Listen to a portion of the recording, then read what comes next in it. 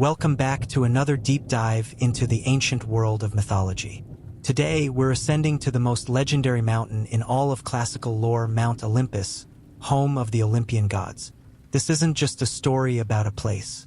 It's the story of power, family, betrayal, cosmic wars, divine justice, and the eternal struggles that shaped the Greek understanding of the universe itself. So settle in, get comfortable, and let me take you on a journey through clouds and thunder, through marble halls and divine feasts, through jealousy and love, through the rise and reign of the greatest pantheon the ancient world ever imagined. This is the story of Olympus and everything that happened there. Before we can understand Olympus, we must understand what came before it. The world of Greek mythology did not begin with Zeus or his siblings. It began in primordial chaos, a void without form or substance, a swirling nothingness from which everything would eventually emerge. From chaos came the first beings: Gaia, the earth; Tartarus, the abyss; Eros, the force of desire; Erebus, the darkness; and Nyx, the night. These were not gods in the way we think of them. They were elemental forces, personifications of the raw building blocks of existence. Gaia, the earth, was the first to take true form. She gave birth to Uranus, the sky, and together they created the first generation of divine beings, the Titans. There were 12 of them, 6 male and 6 female, and they were gigantic, powerful, and ancient beyond measure. Their names included Cronus, Rhea, Oceanus, Tethys, Hyperion, Thea, Ceus, Phoebe, Iapetus, Themis, Crius, and Mnemosyne. But Uranus was a cruel father. He feared the power of his children and locked many of them away in the depths of Tartarus, a prison so deep and dark that it lay beneath even the underworld. Gaia, heartbroken and enraged by the suffering of her children, devised a plan. She fashioned a great sickle from adamantine, an unbreakable divine metal, and gave it to her youngest son, Cronus. When Uranus descended to embrace Gaia, Cronus struck. With one terrible swing, he castrated his father, casting the severed genitals into the sea. From the blood that fell upon the earth sprang the Furies, the giants, and the Melee nymphs. From the foam that gathered around the divine flesh in the ocean, Aphrodite, the goddess of love and beauty, was born. Cronus became the new ruler of the cosmos. He freed his Titan siblings, and together they entered what is now called the Golden Age, a time of peace and plenty, when humans lived without toil or suffering. But Cronus was haunted by a prophecy. Gaia and Uranus warned him that just as he had overthrown his father, so too would he be overthrown by one of his own children. To prevent this, Cronus did something horrific. Every time his wife Rhea gave birth, he swallowed the infant whole. One by one, he consumed Hestia, Demeter, Hera, Hades, and Poseidon. Rhea, desperate and grieving, turned to Gaia for help. When Rhea was pregnant with her 6th child, she fled to the island of Crete. There, in a hidden cave on Mount Ida, she gave birth to Zeus. She wrapped a stone in swaddling clothes and presented it to Cronus, who swallowed it without question. Meanwhile, Zeus was raised in secret by nymphs and fed on the milk of the goat Amalthea and honey from the bees of the mountain. Zeus grew strong and wise. When he reached adulthood, he returned to confront his father. With the help of the Titaness Métis, goddess of cunning, Zeus tricked Cronus into drinking a potion that made him vomit up the stone, and then all 5 of Zeus's siblings, fully grown and ready for war. Thus began the Titanomachy, the War of the Titans. The Titanomachy was not a brief skirmish. It was a 10-year war that shook the foundations of the universe. On one side stood the Olympians, Zeus and his 5 siblings, along with a few allied titans and other divine beings. On the other side stood Cronus and most of the titans, fierce and experienced warriors who had ruled for eons. The war was brutal. Mountains were torn apart. Rivers boiled. The sky itself seemed to crack under the weight of divine fury. Zeus wielded the thunderbolt, a weapon of unimaginable power that could shatter stone and incinerate his enemies. Poseidon commanded the seas, sending tidal waves crashing against his foes. Hades fought with cunning and terror, using the darkness itself as a weapon. But the Olympians needed more power. Zeus descended into the depths of Tartarus, where the Cyclopes and the Hundred-Handed Ones, monstrous children of Gaia and Uranus, had been imprisoned by Cronus. Zeus freed them, and in gratitude, the Cyclopes forged 3 mighty weapons: the thunderbolt for Zeus, the trident for Poseidon, and the helm of darkness for Hades. The Hundred-Handed Ones, with their unmatched strength, hurled massive boulders at the Titans, overwhelming them with sheer force. The tide of the war turned. One by one, the Titans were defeated. Cronus himself fell before Zeus's thunderbolt. The Olympians seized control of the cosmos, and the defeated Titans were cast down into Tartarus, imprisoned behind great bronze gates guarded by the Hundred-Handed Ones. But not all Titans were punished. Some, like Oceanus and Prometheus, had remained neutral or even aided the Olympians. Others, like Hyperion and Thea, submitted and were allowed to remain free, though their power was greatly diminished. With the war won, the 3 brothers, Zeus, Poseidon, and Hades, drew lots to divide the cosmos. Zeus claimed the sky and became king of the gods. Poseidon took the seas and all the waters of the earth. Hades received the underworld, the realm of the dead. The earth and Mount Olympus itself were shared among all the gods, a neutral ground where they would gather, feast, and rule. And so Olympus, the great mountain that touched the clouds, became the seat of divine power, a gleaming palace of marble and gold, where the gods would reign for all eternity, or so they thought. Mount Olympus was not merely a geographical location. It was a concept, a realm that existed between the mortal world and the heavens, a place where the gods could observe humanity, deliberate on cosmic matters, and indulge in their own desires and rivalries. The palace itself was said to have been constructed by Hephaestus, the god of the forge and craftsmanship. Though lame and often mocked by the other gods, Hephaestus was unmatched in his skill. He built grand halls with columns that reached toward the sky, thrones of ivory and gold for each of the Olympians, and intricate mechanisms that could open and close the great gates of cloud that concealed the mountain from mortal eyes. At the center of it all was the throne room, where Zeus sat in majesty, his thunderbolt resting beside him, a symbol of his ultimate authority. Around him sat the other 11 Olympians, each on their own throne, each with their own domain and personality. There was Hera, Zeus's wife and queen of the gods, goddess of marriage and family. Though regal and powerful, Hera's life was marked by bitterness and jealousy, for Zeus was notoriously unfaithful, and she spent much of her time punishing his lovers and illegitimate children. Poseidon, god of the sea, was temperamental and proud, quick to anger but also capable of great generosity. He carried his trident wherever he went and was said to cause earthquakes when he struck the ground in rage. Hades, though one of the 3 great brothers, rarely appeared on Olympus. He ruled the underworld with his queen Persephone and was generally feared and avoided by the other gods. His realm was dark and silent, a place of shadows and the dead. Demeter, goddess of the harvest, was nurturing and maternal, but also capable of devastating wrath. When her daughter Persephone was abducted by Hades, Demeter's grief caused the earth to become barren, leading to the first winter, a cycle that would repeat every year as Persephone spent part of her time in the underworld. Athena, born fully grown and armored from Zeus's forehead after he swallowed her mother Metis, was the goddess of wisdom, war strategy, and crafts. She was Zeus's favorite child, and her counsel was often sought in matters of justice and warfare. Apollo, god of the sun, music, prophecy, and healing, was perhaps the most beautiful of the gods, admired and envied in equal measure. He was the twin brother of Artemis, goddess of the hunt and the moon, who was fiercely independent and protective of her virginity and her wild places. Ares, the god of war, was brutal and bloodthirsty, despised even by his own father Zeus for his love of violence and chaos. Yet he was also magnetic and seductive, carrying on a notorious affair with Aphrodite, the goddess of love and beauty, who was married to Hephaestus. Hephaestus himself, though scorned for his appearance, was essential to the functioning of Olympus. He forged the weapons of the gods, created automatons to serve in his workshop, and was responsible for many of the divine tools and treasures that the Olympians relied upon.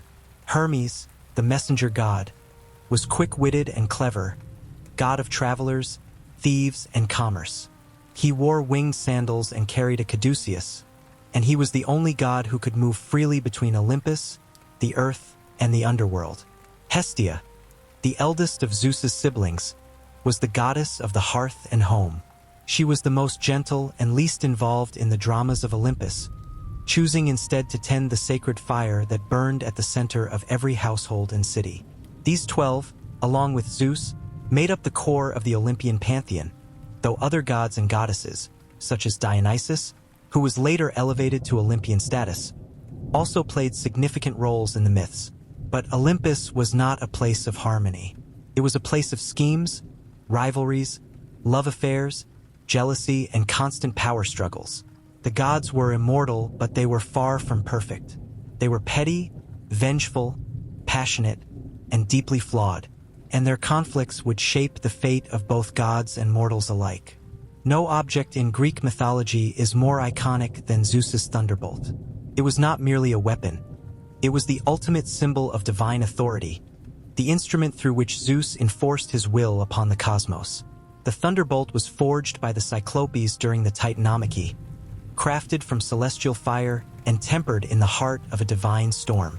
It was said to be so powerful that a single strike could obliterate mountains, shatter the earth, or hurl a god into the abyss of Tartarus.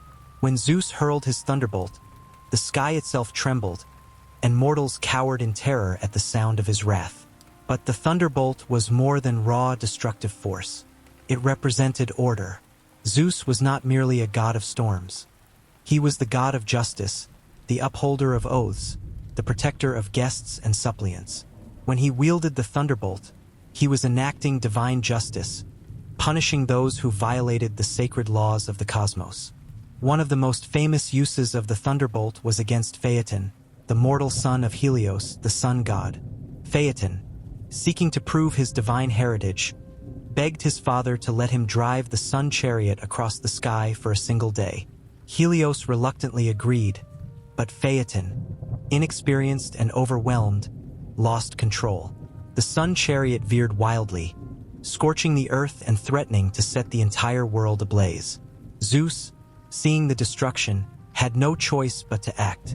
With a single strike of his thunderbolt, he struck Phaeton down, killing him instantly and sending his burning body plummeting into the river Eridanus. It was a harsh act, but a necessary one to preserve the balance of the world. Another famous target of the thunderbolt was Asclepius, the god of medicine. Asclepius had become so skilled in the healing arts that he began to resurrect the dead, defying the natural order and threatening Hades' realm. Zeus, fearing that Asclepius's power would disrupt the balance between life and death, struck him down with his thunderbolt. Though Apollo, Asclepius's father, was devastated and enraged, he could not challenge Zeus's authority. The thunderbolt was also used to punish the Titans. When Atlas, one of the Titans who had fought against the Olympians, was captured, Zeus condemned him to hold up the sky for all eternity, ensuring that the heavens would never again fall to earth. And when the giant Typhoeus, a monstrous offspring of Gaia and Tartarus, rose up to challenge Zeus, it was the thunderbolt that ultimately defeated him, sending him to be buried beneath Mount Etna, where his fiery breath would escape as volcanic eruptions. Yet the thunderbolt was not always used justly. Zeus's temper was legendary, and there were times when he wielded his weapon out of jealousy, pride, or sheer anger. When the mortal king Ixion attempted to seduce Hera, Zeus punished him by binding him to a fiery wheel that would spin through the sky for eternity. When the mortal Salmoneus dared to imitate Zeus's thunder by dragging bronze kettles behind his chariot, Zeus struck him down without hesitation, offended by the mortal's hubris. The thunderbolt became a symbol not just of Zeus's power, but of the arbitrary and terrifying nature of divine authority. Mortals learned to fear the sky, to watch for storm clouds, and to pray that they would never draw the attention of the king of the gods. Not all Titans sided with Cronus during the Titanomachy, one of the most important figures in Greek mythology, and one of the most tragic was Prometheus, the Titan of forethought and craftiness. Prometheus was the son of the Titan Iapetus and the Oceanid Clymene, and he was unlike his brethren in one crucial respect. He loved humanity. According to the myths, Prometheus played a role in the creation of mankind. Some versions say he shaped humans from clay, while others say he simply taught them the arts of civilization. Either way, Prometheus became humanity's greatest champion, often placing their welfare above the will of the gods. The first great conflict between Prometheus and Zeus occurred during the establishment of divine rituals. At Mycone, a sacrificial feast was held to determine which portions of the slaughtered animals would be given to the gods and which would be kept by humans. Prometheus, ever the trickster, devised a clever scheme. He divided the sacrifice into two portions. In one, he placed the best meat, but hid it beneath the unappetizing stomach of the animal. In the other, he arranged the bones, but covered them with a thick layer of glistening fat. He then offered Zeus the choice of which portion the gods would receive for all future sacrifices. Zeus, either fooled by the deception or knowingly allowing it to test Prometheus, chose the portion covered in fat. When he saw that he had been given only bones, his rage was terrible. As punishment, Zeus decided to withhold fire from humanity, leaving them to live in cold and darkness. But Prometheus would not abandon his beloved humans. In an act of defiance that would echo through the ages, he ascended to Olympus, stole a spark of divine fire from the forge of Hephaestus, and brought it down to earth, hidden inside a hollow fennel stalk. He gave the fire to humanity, and with it, the ability to cook food, forge tools, and create civilization. Zeus was furious. Fire was a gift meant only for the gods, a symbol of divine power and knowledge. By giving it to mortals, Prometheus had elevated humanity beyond their station, granting them a power that made them almost godlike. Zeus's punishment was swift and cruel. He ordered Prometheus to be chained to a rock in the Caucasus Mountains, where every day a great eagle would descend and devour his liver.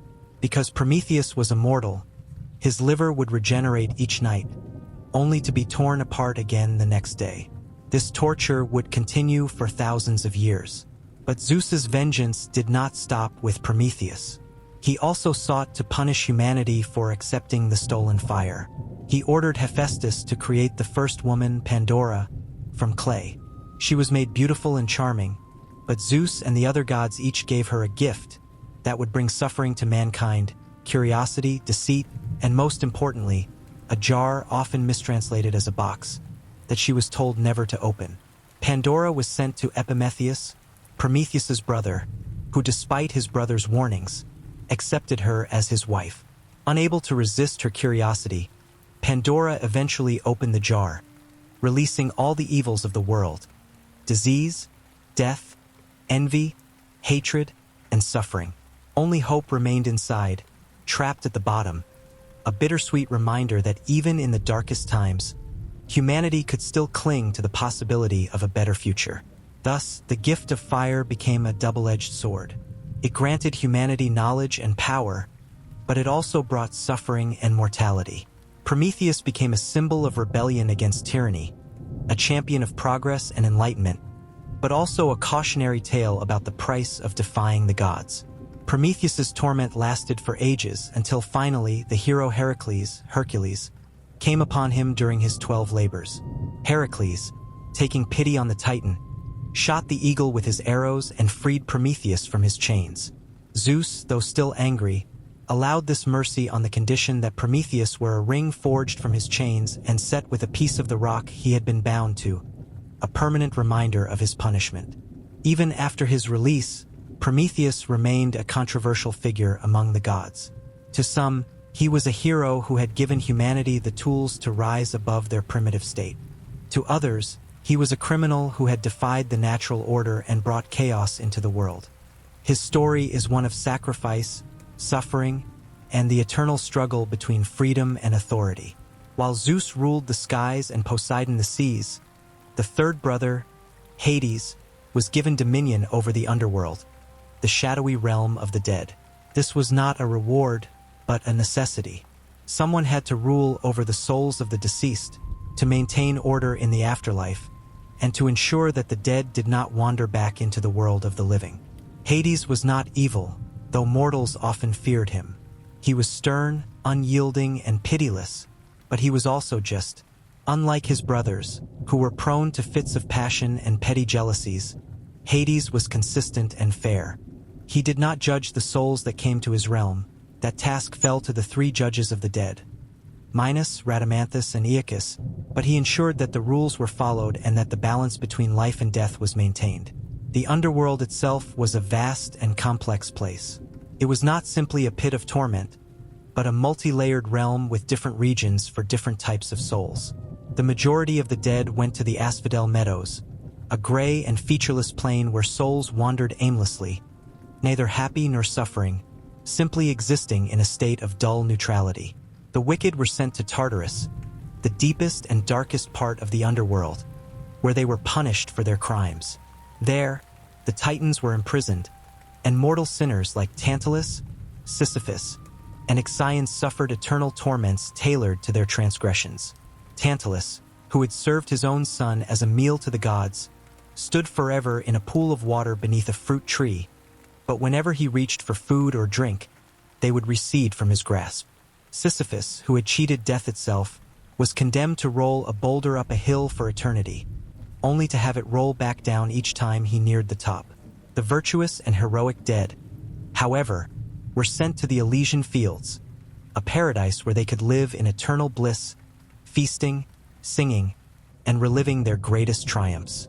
Some myths even spoke of the Isles of the Blessed, a place beyond Elysium where the greatest heroes could be reborn and live multiple lives of glory.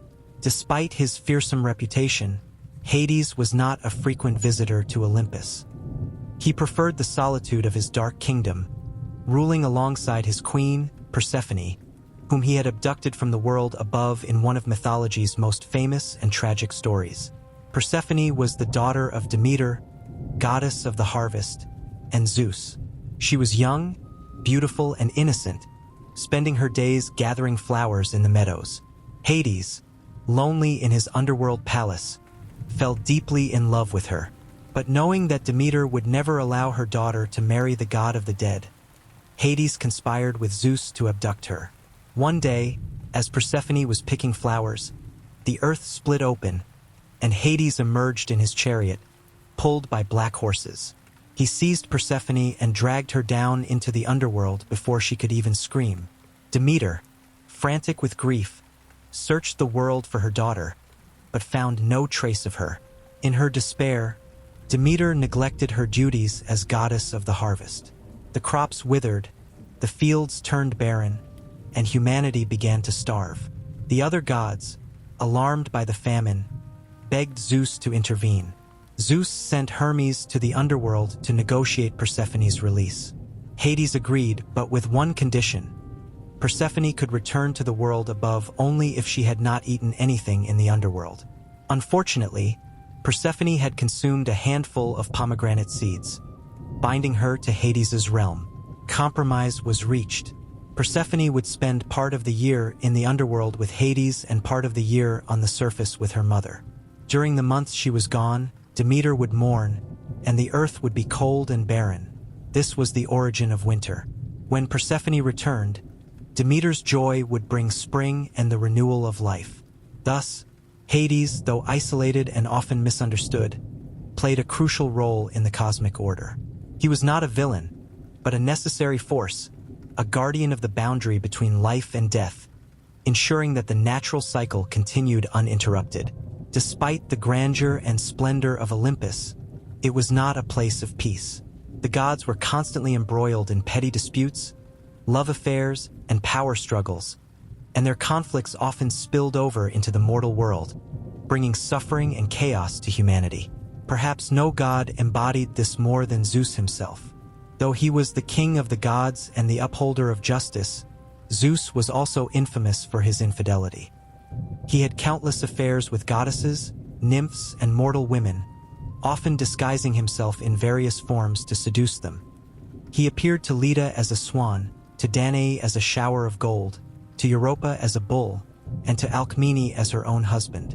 Each of these unions produced children, some mortal, some divine, some monstrous. Among his many offspring were Heracles, Perseus, Helen of Troy, Dionysus, Artemis, Apollo, and Athena.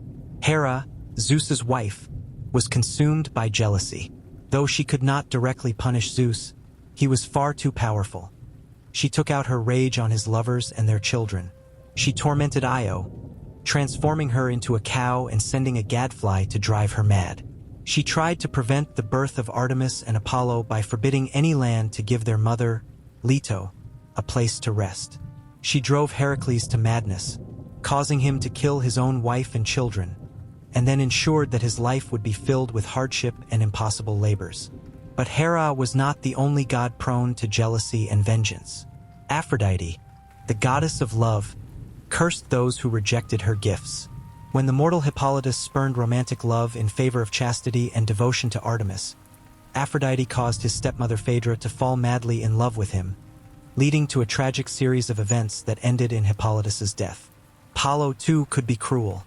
When the satyr Marsyas challenged him to a musical contest and lost, Apollo flayed him alive.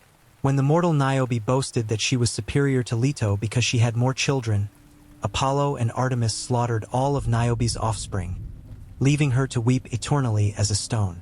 Even Athena, the goddess of wisdom, was not immune to pettiness.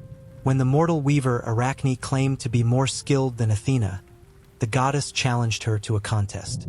Arachne's tapestry was flawless, but it depicted the gods' misdeeds and infidelities. Enraged, Athena destroyed the tapestry and transformed Arachne into a spider, condemning her to weave for eternity. These stories reveal a fundamental truth about the Greek gods. They were not paragons of virtue. They were powerful, immortal, and capable of great acts of creation and destruction, but they were also deeply flawed. They were jealous, vain, lustful, and vengeful. They loved and hated with equal intensity, and their conflicts, though played out on a cosmic scale, were often disturbingly human in nature. The Olympians' victory over the Titans did not mark the end of threats to their rule. Gaia, the Earth, was furious that her children, the Titans, had been imprisoned in Tartarus. In her anger, she birthed a new race of beings to challenge the gods, the Gigantes or giants. These were not ordinary giants. They were monstrous beings of immense size and strength, born from the blood of Uranus that had fallen upon Gaia when Cronus castrated him. Each giant was a formidable warrior, some with multiple arms, some with serpent legs, and all imbued with a hatred of the Olympians. The prophecy surrounding the Gigantomachy stated that the gods could not defeat the giants without the aid of a mortal hero. This hero would prove to be Heracles, the son of Zeus and the mortal woman Alcmene, who had already earned fame through his 12 labors. The battle was fierce. The giants hurled mountains and flaming trees at Olympus. The gods fought back with all their might. Zeus wielded his thunderbolt, Poseidon struck with his trident, Athena fought with spear and shield, and Apollo rained arrows down upon the enemy. But the giants were relentless. One by one, they challenged the gods, and one by one, they fell only when Heracles delivered the final blow. Heracles shot the giant Alcyoneus with a poisoned arrow, then dragged him out of his homeland to ensure his death. He crushed Porphyrion under a massive boulder. He strangled others with his bare hands. The most terrifying of the giants was Enceladus, who fought with such ferocity that even Athena struggled to contain him. In the end, she lifted the entire island of Sicily and hurled it upon him, burying him beneath the earth. To this day, it is said that his breath escapes through Mount Etna, causing volcanic eruptions. With the defeat of the giants, the Olympians solidified their rule once more. But Gaia's rage was not yet spent. She would birth one final, ultimate threat to the gods, Typhoeus, the most fearsome monster ever to exist. Typhoeus, also known as Typhon, was the most terrifying creature ever born. He was so large that his head brushed the stars, and his arms could span the width of the world. His lower body was composed of coiled serpents, and his eyes blazed with fire. From his mouth erupted hurricanes and volcanic flames, and his roars shook the very foundations of the earth. When Typhoeus rose from the depths to challenge Zeus, even the gods were terrified. Many of them fled to Egypt and disguised themselves as animals to escape his wrath. But Zeus stood his ground. The battle between Zeus and Typhoeus was cataclysmic. Mountains were leveled, seas boiled, and the sky itself seemed to tear apart. Typhoeus was so powerful that he nearly defeated Zeus, at one point stealing his sinews and leaving him helpless. But with the aid of Hermes and Pan, Zeus recovered his strength. In the final confrontation, Zeus unleashed the full power of his thunderbolt. Strike after strike, he battered Typhoeus, until finally, with one devastating blow, he hurled the monster down into Tartarus and buried him beneath Mount Etna. The defeat of Typhoeus marked the end of all serious challenges to the Olympians' rule. They had survived the Titans, the giants, and the ultimate monster. Olympus was secure, and the gods could finally settle into their reign. But even in peace, the gods could not escape their own natures. The conflicts continued, smaller, more personal, but no less dramatic. One of the most famous mortal conflicts in Greek mythology was the Trojan War, and it was deeply influenced by the gods of Olympus. The war began with a beauty contest, yes, a beauty contest, and ended with the destruction of one of the greatest cities in the ancient world. It all started at the wedding of Peleus and Thetis, a grand celebration attended by all the gods except one. Eris, the goddess of discord, was not invited, and in her spite, she threw a golden apple into the festivities inscribed with the words, "To the fairest." 3 goddesses claimed the apple: Hera, Athena, and Aphrodite. Unable to decide among themselves, they sought the judgment of a mortal, Paris, a prince of Troy. Each goddess offered him a bribe. Hera promised power and kingship, Athena offered wisdom and victory in battle, and Aphrodite offered the love of the most beautiful woman in the world, Helen of Sparta. Paris chose Aphrodite, thus earning the eternal enmity of Hera and Athena. With Aphrodite's help, Paris abducted Helen, who was already married to King Menelaus of Sparta, and brought her back to Troy. This act sparked the Trojan War. The Greek kings, bound by an oath to protect Helen's marriage, assembled a massive fleet and sailed to Troy to reclaim her. The war would last 10 years, and the gods would take sides. Aphrodite, naturally, supported the Trojans, as did Ares, Apollo, and Artemis. On the Greek side stood Hera, Athena, Poseidon, and Hermes. Zeus, though he favored the Trojans, tried to remain neutral, but even he could not resist intervening at key moments. The gods fought alongside mortals, healing their wounds, deflecting arrows, and even engaging in combat themselves. Athena guided the Greek hero Diomedes, granting him the ability to wound gods in battle. At one point, Diomedes even struck Aphrodite, causing her to flee the battlefield in tears. The war culminated in the famous Trojan horse. Unable to breach the walls of Troy through force, the Greeks constructed a massive wooden horse and left it as a supposed offering to the gods before pretending to sail away.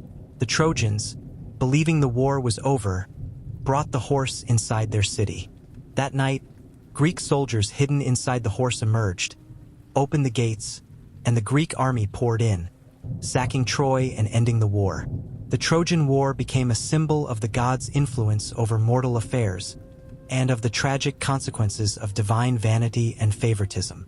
As centuries passed, the worship of the Olympian gods began to wane. The rise of philosophy, science, and eventually Christianity led to a gradual decline in belief in the old gods. The temples were abandoned, the sacrifices ceased, and the stories became legends rather than living faith. But in mythology, the gods never truly die.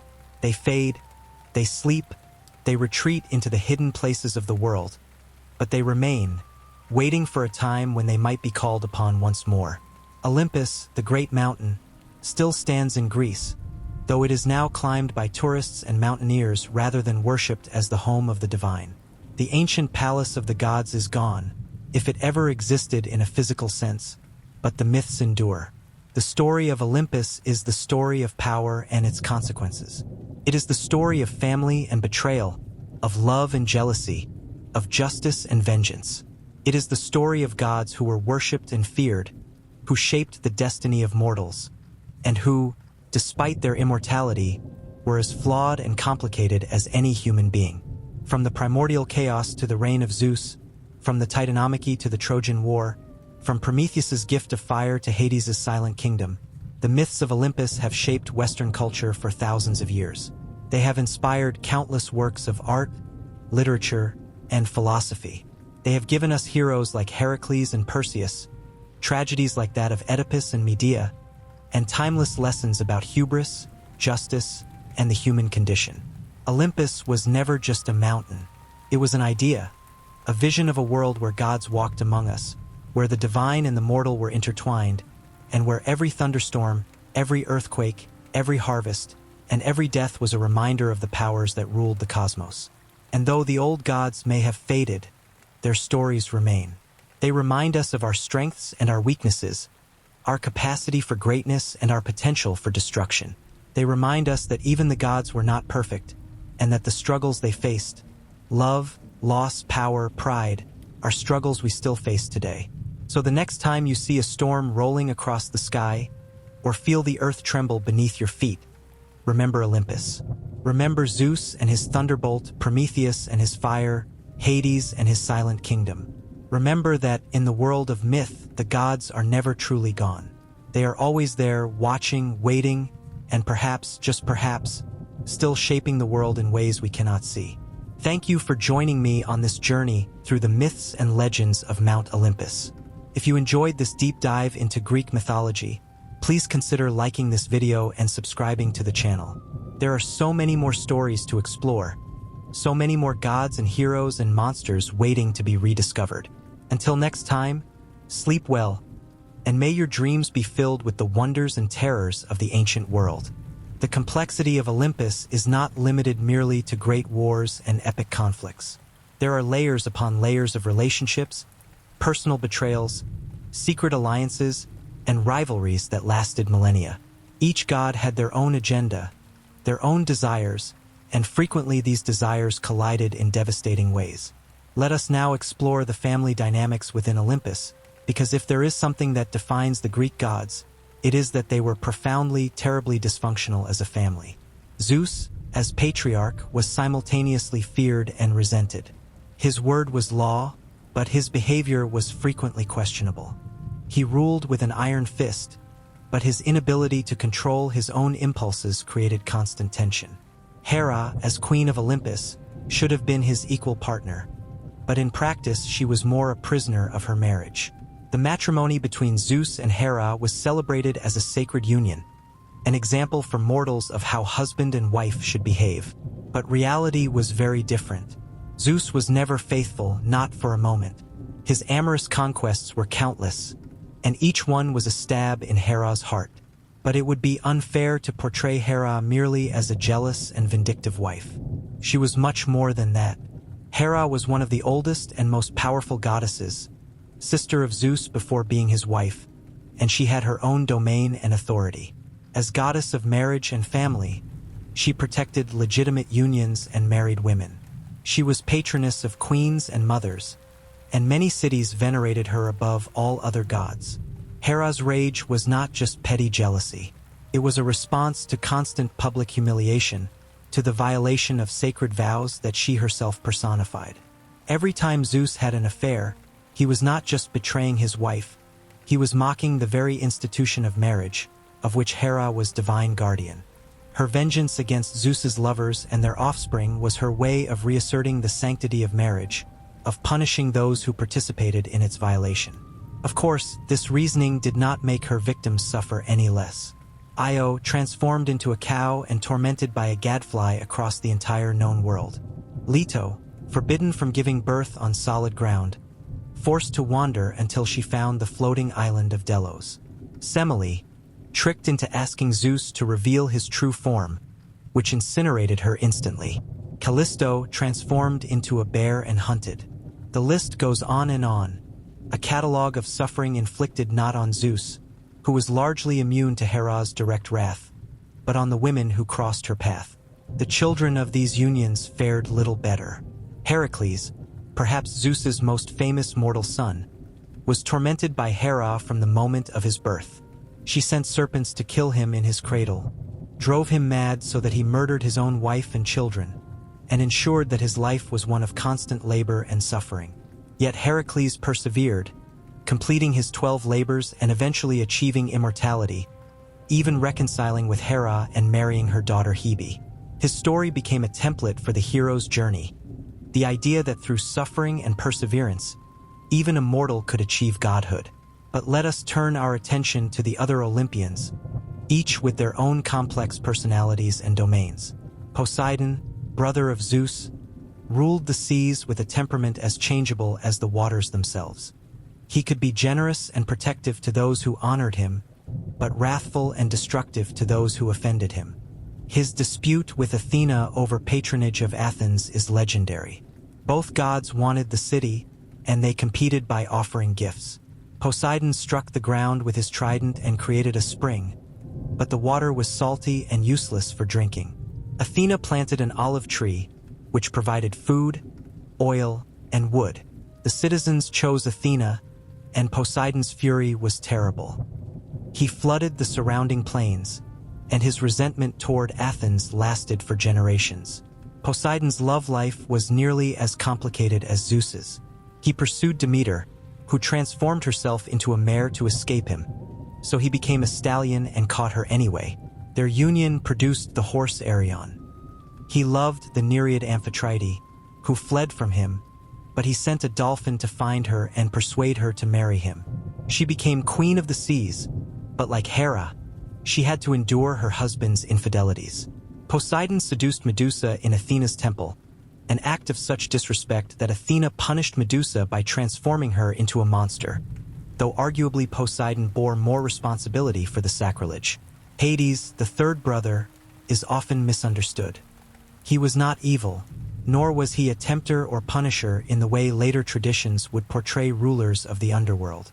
He was simply the administrator of the realm of the dead, ensuring that souls reached their proper destinations and that the cosmic order was maintained. He rarely left his domain, and when he did, it was usually for important reasons.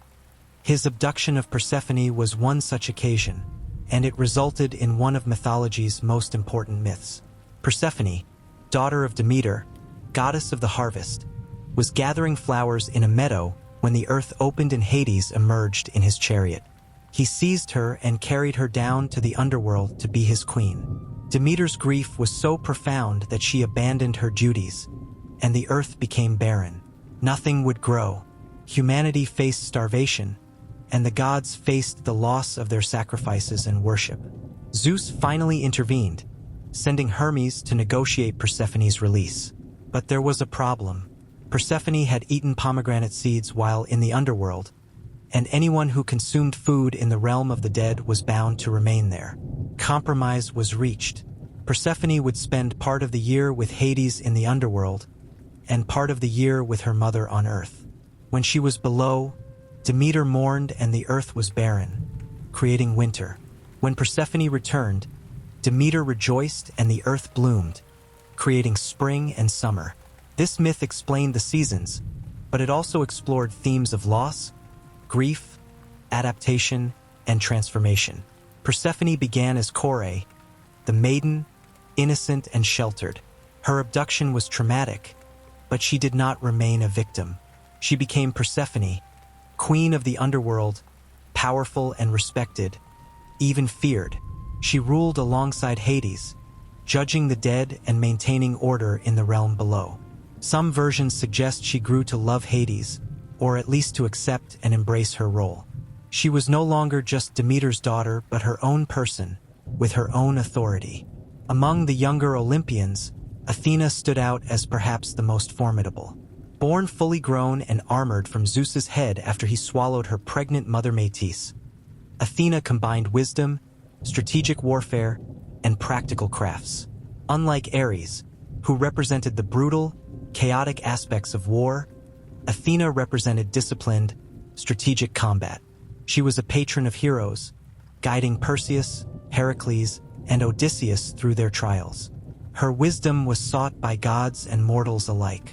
Athena's virginity was essential to her identity. She rejected all romantic and sexual advances, remaining focused on her duties and crafts. When Hephaestus attempted to assault her, she fought him off, and his seed fell on the earth, producing Erichthonius, who Athena adopted and raised as a foster son. This incident highlighted both her inviolability and her capacity for nurturing, despite her martial nature. Her rivalry with Arachne demonstrated both her pride and her standards. Arachne was a mortal weaver who boasted that her skills surpassed even Athena's. The goddess challenged her to a contest. Arachne created a tapestry depicting the gods' misdeeds and affairs, particularly Zeus's numerous infidelities. It was technically perfect, undeniably beautiful, but also deeply disrespectful. Athena created a tapestry showing the gods in their glory and the punishment of mortals who challenged divine authority.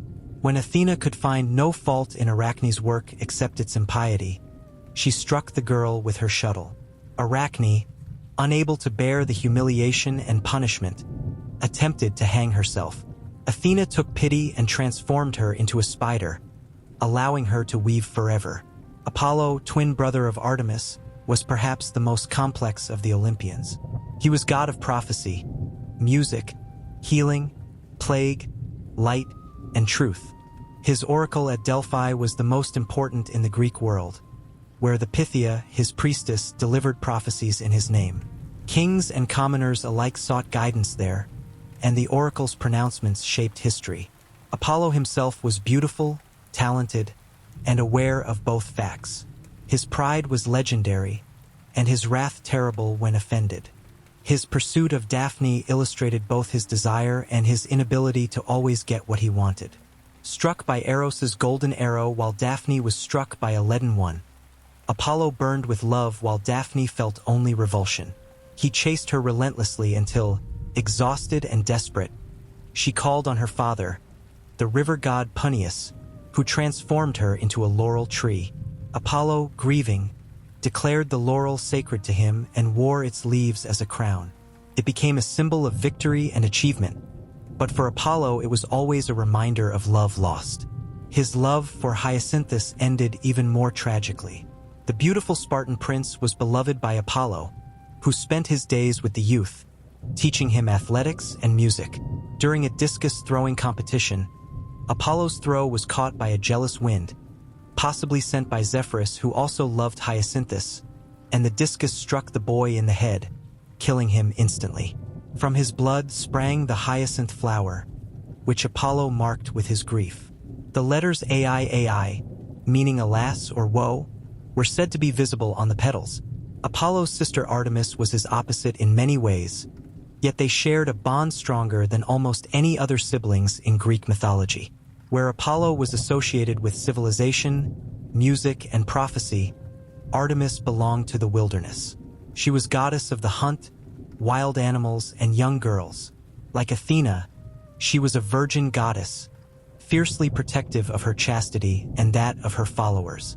Her band of huntresses were sworn to celibacy, living free from men in the wild forests. When Actaeon, a mortal hunter, stumbled upon Artemis bathing naked with her nymphs, she transformed him into a stag. His own hunting dogs, unable to recognize their master, tore him apart. This was not cruelty but protection of her sacred privacy and purity. Similarly, when her follower Callisto was raped by Zeus and became pregnant, Artemis discovered the pregnancy and banished her from the group, unable to forgive what she saw as a betrayal of their vows, even though Callisto was a victim. Yet Artemis could also be protective and nurturing, particularly toward women in childbirth. Despite being a virgin, she was called upon by laboring women, having helped her own mother Leto deliver Apollo immediately after being born herself. This dual nature, fierce hunter and gentle protector, made her one of the most widely worshipped goddesses. Aphrodite, goddess of love and beauty, represented a different kind of power. Born from the sea foam that formed around Uranus's severed genitals, or in other versions born to Zeus and Dion, Aphrodite's beauty was so overwhelming that Zeus married her to Hephaestus to prevent the gods from fighting over her. But Aphrodite was never constrained by this arranged marriage. Her affair with Ares, god of war, was legendary. When Hephaestus discovered their adultery, he crafted an invisible net that trapped them in bed together, then summoned all the Olympians to witness their shame. The male gods laughed and made crude jokes, while the goddesses stayed away, embarrassed. Yet despite the humiliation, Aphrodite and Ares continued their relationship. Aphrodite's power extended beyond simple physical attraction. She represented the fundamental creative force of desire that drove both gods and mortals. She could bestow the gift of irresistible beauty or curse someone with uncontrollable lust. When the mortal women of Lemnos neglected her worship, she cursed them with a terrible odor that drove their husbands away. When Hippolytus, son of Theseus, rejected love and devoted himself solely to Artemis, Aphrodite punished him by making his stepmother Phaedra fall desperately in love with him, leading to a cascade of tragedy that ended with both Phaedra and Hippolytus dead. Her son Eros, or Cupid as the Romans called him, carried out her will with his arrows. His golden arrows caused irresistible love, while his leaden arrows caused equally powerful aversion. He was not always the chubby cherub of later art. In earlier traditions, he was a primordial force, one of the first beings to emerge at creation, representing the attractive force that caused elements to combine and life to form. As Aphrodite's son, he retained this cosmic power but exercised it on a more personal scale, shooting gods and mortals alike and laughing at the chaos that ensued. Hephaestus, despite being married to the most beautiful goddess, was himself considered ugly by divine standards. Cast from Olympus twice, once by Hera for being born lame and once by Zeus for defending Hera during an argument, Hephaestus made his home in volcanic forges where he crafted the weapons and tools of the gods. He made Zeus's thunderbolts, Poseidon's trident, Apollo's chariot, and Artemis's arrows. He created the first woman, Pandora, at Zeus's command, fashioning her from clay and giving her life. Despite his ugliness and his wife's infidelities, Hephaestus commanded great respect for his skills. He was a creator god, the divine craftsman whose works were perfect. His automatons, mechanical servants made of gold, worked his forges. He created golden maidens that could move and speak and assist him. He made Talos, the bronze giant that guarded Crete. His intelligence and creativity compensated for his physical limitations, and many heroes sought his help or his creations. Ares, in contrast to his brother Hephaestus, was beautiful and terrible. He represented the violence and bloodlust of war, the chaos of battle, the rage of combat. While Greeks respected martial prowess, they did not love Ares as they loved Athena. He was necessary but dangerous, a force that could easily become destructive if not properly controlled. His love affair with Aphrodite made sense in mythological terms because love and war are both passionate, intense experiences that strip away civilization's veneer. Ares had many children, often with mortal women, and many of them were violent and cruel, reflecting their father's nature. Phobos and Deimos, fear and terror, accompanied him into battle. Sickness was so violent and murderous that Heracles had to kill him. The Amazons, warrior women who lived apart from men, were sometimes said to be his daughters, reflecting both his warlike nature and existing outside normal societal structures. Hermes stood apart from the more straightforward Olympians as the trickster god.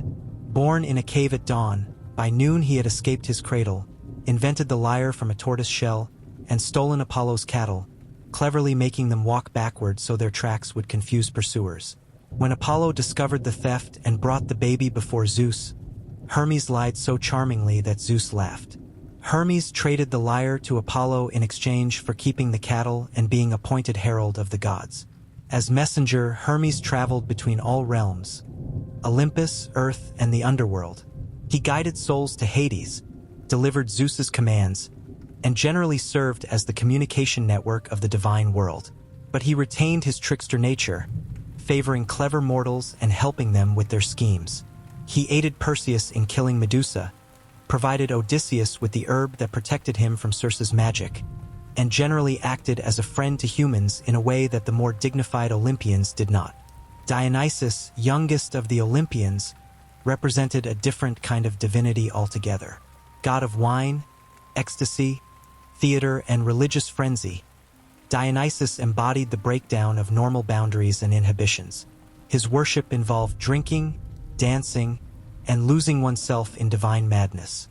His followers, mostly women called Maenads or Bacchae, would dance themselves into ecstatic trances in which they were said to possess superhuman strength and lose all civilized restraint.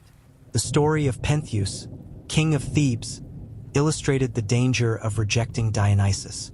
When Pentheus refused to acknowledge Dionysus's divinity and tried to suppress his worship, the god drove the women of Thebes, including Pentheus' own mother Agave, into a baksheesh frenzy. Pentheus spied on their rites, and the Maenads, in their madness, tore him apart with their bare hands. Agave, still in her trance, carried her son's head back to the city thinking it was a lion's head, only returning to her senses when confronted with the horror of what she had done. Yet Dionysus could also be generous and kind. When he was captured by pirates who did not recognize him, he transformed their oars into serpents and filled their ship with phantom vines and wild beasts. The terrified pirates jumped overboard and were transformed into dolphins. But the helmsman, who had recognized Dionysus and argued against capturing him, was spared and rewarded. When Ariadne was abandoned by Theseus on Naxos, Dionysus found her, fell in love, and married her, making her immortal and placing her wedding crown among the stars as the constellation Corona Borealis. These 12 Olympians formed the core of Greek religion, but the mythological world extended far beyond them. The Titans, defeated and imprisoned in Tartarus, represented the older order. Prometheus, who had sided with Zeus during the Titanomachy, later betrayed him by stealing fire and giving it to humanity. Zeus's punishment was severe. He had Prometheus chained to a mountain where an eagle ate his liver every day, the organ regrowing each night so the torment could continue eternally. This lasted until Heracles, with Zeus's permission, eventually freed him. Prometheus's gift of fire represented more than just flame. It represented technology, civilization, the spark of intelligence that separated humans from animals. With fire came cooking, metalworking, warmth, light against the darkness. It was the beginning of human progress, and Zeus had wanted to withhold it, keeping humanity weak and dependent. Prometheus's defiance was the original act of rebellion that enabled human civilization to flourish. The nymphs populated the natural world, spirits of trees, rivers, mountains, and seas. Dryads lived in trees and died when their trees were cut down. Naiads dwelt in freshwater streams and springs. Nereids were sea nymphs, daughters of Nereus, the old man of the sea. Oceanids were daughters of Oceanus, 3,000 in number according to Hesiod. These minor deities filled the spaces between the major gods and mortals, making the landscape itself divine and alive. The Fates, 3 sisters named Clotho, Lachesis, and Atropos, controlled the destiny of both mortals and gods. Clotho spun the thread of life, Lachesis measured its length, and Atropos cut it when the time came. Even Zeus could not overrule them, for they represented fate itself, the underlying order that even the gods must obey. When a hero's fate was sealed, no amount of divine intervention could change it, only delay the inevitable. This brings us to one of the most important aspects of Greek mythology, the relationship between fate and free will. The Greeks believed in both simultaneously, creating a philosophical tension that has fascinated thinkers for millennia. Prophecies foretold the future, yet people still made choices. Oedipus's father learned from an oracle that his son would kill him and marry his own mother, so he ordered the infant Oedipus exposed on a mountainside to die. But the servant charged with this task took pity and gave the baby to a shepherd, who gave him to the childless king and queen of Corinth. Oedipus grew up believing they were his true parents. When he consulted the oracle as an adult and received the same prophecy, he fled Corinth to avoid killing the man he thought was his father. On the road, he encountered a stranger, argued with him over right of way, and killed him in the ensuing fight. That stranger was Laius, his biological father. Oedipus then continued to Thebes, solved the riddle of the Sphinx, and was rewarded with marriage to the widowed queen, his own mother Jocasta. Every attempt to avoid the prophecy actually brought it to fulfillment. This is the essence of Greek tragedy, the idea that even with knowledge and good intentions, humans cannot escape their fate. Yet the Greeks did not see this as removing moral responsibility. Oedipus was still responsible for his actions, even though they were fated. When he discovered the truth, he blinded himself and went into exile, taking responsibility for his crimes even though he had committed them unknowingly. The Trojan War, perhaps the most famous story in Greek mythology, combined all these elements, fate and choice, divine intervention and human agency, glory and tragedy. The war began with a wedding, when Eris, goddess of discord, was not invited to the marriage of Peleus and Thetis. In revenge, she threw a golden apple inscribed with the words, "For the fairest," among the gathered goddesses. Hera, Athena, and Aphrodite all claimed it, and Zeus, unwilling to choose among them, appointed Paris, prince of Troy, to judge. Each goddess tried to bribe him. Hera offered political power, Athena offered wisdom and military glory, and Aphrodite offered the most beautiful woman in the world as his wife. Paris chose Aphrodite and was rewarded with Helen, queen of Sparta, wife of Menelaus. The only problem was that Helen was already married. Whether Helen went willingly or was abducted by Paris varies depending on the version, but the result was the same. Menelaus called upon all the Greek kings and heroes to honor their oath to defend Helen's marriage, sworn when she was first choosing a husband, and they sailed to Troy to bring her back. The siege lasted 10 years, with gods and heroes dying or achieving glory. Achilles, greatest of the Greek warriors, killed Hector, Troy's champion, but was himself killed by Paris with an arrow to his heel, his only vulnerable spot. Ajax went mad and committed suicide. Patroclus died wearing Achilles' armor. On the Trojan side, King Priam watched his sons die one by one.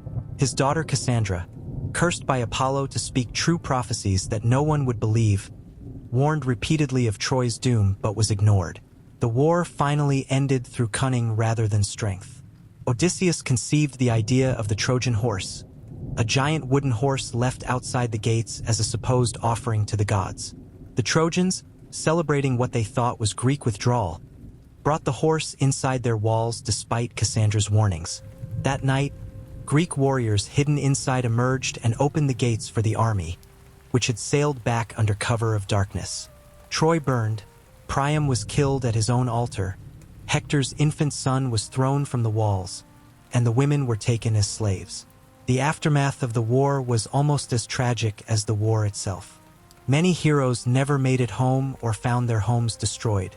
Agamemnon, leader of the Greek forces, returned to Mycenae only to be murdered by his wife Clytemnestra and her lover Aegisthus, revenge for his sacrifice of their daughter Iphigenia at the war's beginning to secure favorable winds. Their son Orestes later killed Clytemnestra and Aegisthus to avenge his father, but was pursued by the Furies for the crime of matricide, one of the most severe violations of natural law. Odysseus's journey home took 10 years, as long as the war itself, filled with encounters with monsters, gods, and seductive immortals. He faced the Cyclops Polyphemus, son of Poseidon, and blinded him to escape, earning Poseidon's eternal enmity. He resisted the Lotus Eaters whose food made travelers forget their homes. He escaped Circe after she transformed his men into pigs, eventually becoming her lover for a year. He heard the siren's song while tied to his ship's mast. He navigated between Scylla and Charybdis, losing 6 men to the 6-headed monster. He spent 7 years as prisoner and lover of the nymph Calypso on her island. When he finally reached Ithaca, he found his palace overrun with suitors trying to marry his wife Penelope and claim his throne. Penelope had remained faithful through 20 years of absence, using her own intelligence to delay the suitors. She promised to choose one of them when she finished weaving a funeral shroud for Odysseus's father, but every night she secretly unraveled her day's work, making the task endless. When Odysseus finally returned, disguised as a beggar, he and his son Telemachus slaughtered the suitors in a brutal scene of revenge. The reunion of Odysseus and Penelope was bittersweet, filled with mutual testing and wariness after so many years apart. These cycles of violence, revenge, and tragedy reflected the Greek understanding that human life was fundamentally difficult and often unfair. The gods were powerful but not necessarily good. They helped their favorites and destroyed their enemies without much concern for mortal justice. Heroes were glorious but doomed, their very excellence marking them for early death. Women were caught between duty and desire, often punished for circumstances beyond their control. Yet within this dark worldview, the Greeks celebrated human excellence, courage, intelligence, loyalty, and the brief moments of joy and beauty that made life worth living despite its suffering. The concept of kleos, glory or fame that lives beyond death, motivated many heroes. Achilles was offered a choice: a long, peaceful life in obscurity or a short, glorious life in battle with eternal fame. He chose glory, knowing he would die young at Troy but believing that immortal renown was worth the price. This value system elevated the warrior ideal but also recognized its cost. The same culture that celebrated military prowess also created tragedies exploring the waste and horror of war. Greek mythology was not a single coherent narrative but a collection of regional traditions, family stories, cultic practices, and poetic elaborations. Different cities claimed different heroes as founders. Various sanctuaries honored different gods as supreme. Poets like Homer, Hesiod, and the tragedians Aeschylus, Sophocles, and Euripides shaped and reshaped the myths for their own purposes, emphasizing different themes and moral lessons. What remained constant was the core belief that the gods were real and active in the world, that humans must honor them with proper ritual and sacrifice, and that life was a mixture of divine influence and human choice. The mystery religions offered alternative forms of worship and different promises. The Eleusinian mysteries, centered on Demeter and Persephone, promised initiates a better fate in the afterlife through secret rituals that participants were forbidden to reveal on pain of death. The Orphic mysteries taught that humans had both earthly and divine components, with the soul capable of transcending the body through purification. Dionysian worship offered ecstatic experiences of losing oneself in divine frenzy, temporarily escaping the constraints of everyday existence. As we reach the end of our journey through Greek mythology, we see how these stories formed a comprehensive system for understanding the world. They explained natural phenomena through divine action. They provided moral examples and warnings through heroic tales. They offered comfort in the face of death through promises of remembrance or afterlife. They justified social hierarchies and political structures through divine genealogies. Most importantly, they gave meaning to human experience by placing it within a cosmic drama where even the humblest mortal played a role. The legacy of Greek mythology extends far beyond ancient Greece itself. Roman culture adopted and adapted these myths, renaming the gods but keeping their essential characteristics. Zeus became Jupiter, Hera became Juno, Athena became Minerva, and so on. Through Rome, these myths influenced all of Western civilization. Renaissance artists depicted mythological scenes. Poets from Dante to Shakespeare to Milton drew on mythological themes and characters. Psychologists like Freud and Jung saw mythological patterns as revealing fundamental truths about human psychology. Modern fantasy and science fiction continues to draw on mythological archetypes and narratives. The Greek gods represented aspects of human experience projected onto cosmic scales. Zeus embodied authority and power, both creative and destructive. Hera represented the dignity and rage of the wronged wife. Athena combined wisdom with martial prowess. Apollo brought light and clarity. Artemis protected wilderness and independence. Aphrodite wielded the power of desire. These were not distant, transcendent deities but intensely personal forces that reflected human emotions and experiences back at magnified scale. Perhaps this is why these myths remain compelling thousands of years after the last sacrifices were offered at Greek temples. They speak to universal human experiences: love and jealousy, ambition and hubris, courage and fear, loyalty and betrayal. They remind us that humans have always struggled with the same fundamental questions about justice, fate, mortality, and meaning. They show us that our ancestors faced similar challenges and used stories to make sense of them, just as we do today. The gods of Olympus were never perfect moral exemplars. They were powerful, often petty, sometimes cruel, occasionally generous, always intensely alive. They represented a worldview that acknowledged the complexity and ambiguity of existence rather than offering simple answers. In their stories, we see reflections of ourselves, our desires and fears, our best and worst impulses. And in seeing these reflections, perhaps we gain some wisdom about the human condition that transcends any particular time or culture, connecting us to the countless generations who have looked up at the stars and wondered about the powers that shape our lives.